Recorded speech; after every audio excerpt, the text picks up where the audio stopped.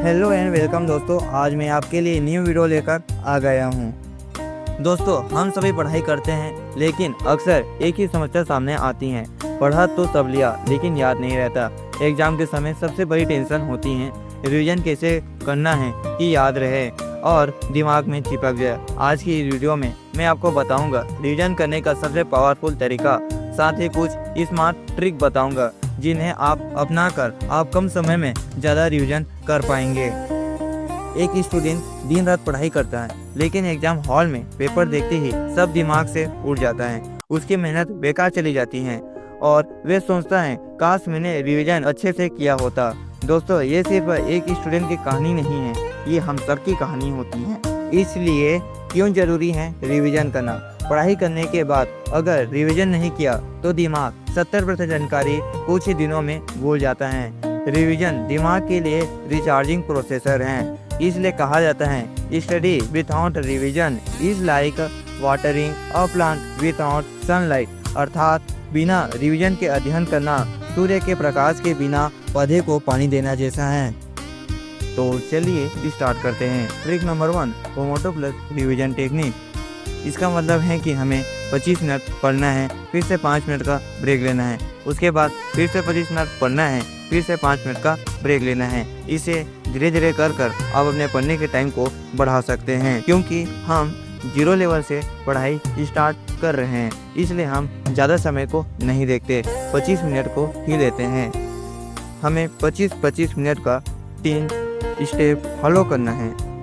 First 25 minute Pomodoro में नया पढ़ना है, फिर से सेकंड 25 मिनट पोमोडोरो में नया पढ़ना है, और थर्ड 25 मिनट पोमोडोरो में पहले और दूसरे पोमोडोरो में जो पढ़ा था उसका छोटा सा दोहराए, जिसे पढ़ा हुआ दिमाग में ज़्यादा समय तक टिकता है और भूलने की संभावना कम हो जाती है। Trick number 2, active recall method. इसका मतलब है कि हमें किताब को बार बार पढ़कर रखना नहीं है। किताब को बार बार मत पढ़ो, इंस्टेड किताब बंद करो और खुद से सवाल पूछो। एग्जाम्पल, जैसे मैंने यह पिक्चर देखा, उस पिक्चर को देखने से क्या क्या जानकारी मिली, जैसे यह पिक्चर किसके बारे में है, या इसमें मैंने क्या क्या देखा, या किस समय का है। इस प्रकार आप किसी भी क्वेश्चन को के आंसर को पिक्चर के रूप में रिकॉल कर पढ़ते हैं तो आंसर बहुत समय तक याद रहता है, और यह तरीका दिमाग को एक्टिव रखता है और लंबे समय तक याद रहता है।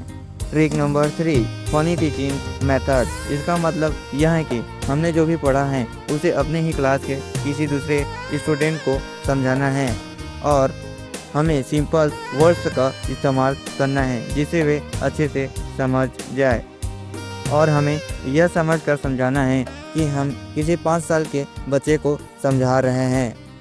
और यदि स्टूडेंट को अब भी समझ में नहीं आता तो आप ही कंफ्यूजन में हैं, तो आप फिर से उस विषय को अच्छे से पढ़ें, जिससे वह आपके दिमाग में छप जाएगा और आप फिर से उस स्टूडेंट को अच्छे से बताएं। यदि आप उसके क्वेश्चन का जवाब अच्छे से दे पा रहे हैं तो आप उस विषय को अच्छे से स्टडी कर लिए हैं।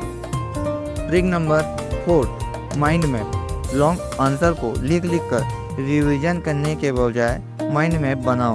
आप उस चैप्टर के कुछ महत्वपूर्ण वर्ड को अंडरलाइन कर लीजिए, जिससे उस चैप्टर को खोलते ही आपको याद आ जाएगा कि उस चैप्टर में क्या क्या हुआ था, जिससे आपको उस चैप्टर का आंसर याद हो जाएगा, जिससे आप पूरे चैप्टर को एक ही पेज में रिवाइज कर सकते हैं। यह आपके विजुअलाइजेशन मेमोरी को स्ट्रॉन्ग करता है, अर्थात दृश्य स्मृति को बढ़ाता है, जिससे आप किसी भी जगह, स्थान आदि को एक ही बार देखकर उसे आप बहुत समय तक याद रख सकते हैं। Trick number 5, speed repetition method. इसका मतलब है कि हमने पूरे दिन में जो भी पढ़ा है, जैसे कि आपने किसी विषय को पढ़ लिया, लेकिन यह पता नहीं रहता कि हमें रिवीजन कितने कितने दिन में करना चाहिए, तो हम इस ट्रिक में इसी को जानेंगे।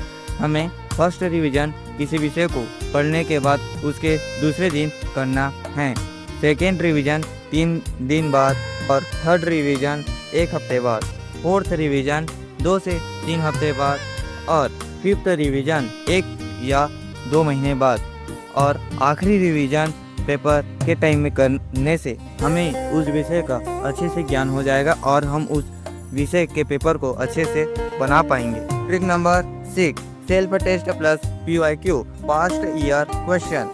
हर रिवीजन के बाद खुद का टेस्ट लो, एग्जाम जैसा इन्वायरमेंट बनाओ, इसमें कॉन्फिडेंस बढ़ेगा और वीक पॉइंट साफ दिख जाएगा।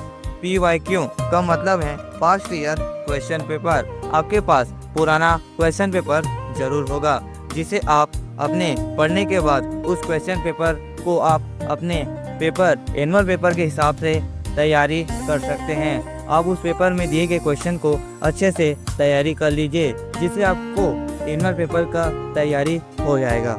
इससे आप अपने मेन एनुअल पेपर के एग्ज़ाम के लिए आप परफेक्ट बन जाएंगे और आपको किसी भी प्रकार का कोई दिक्कत नहीं आएगा।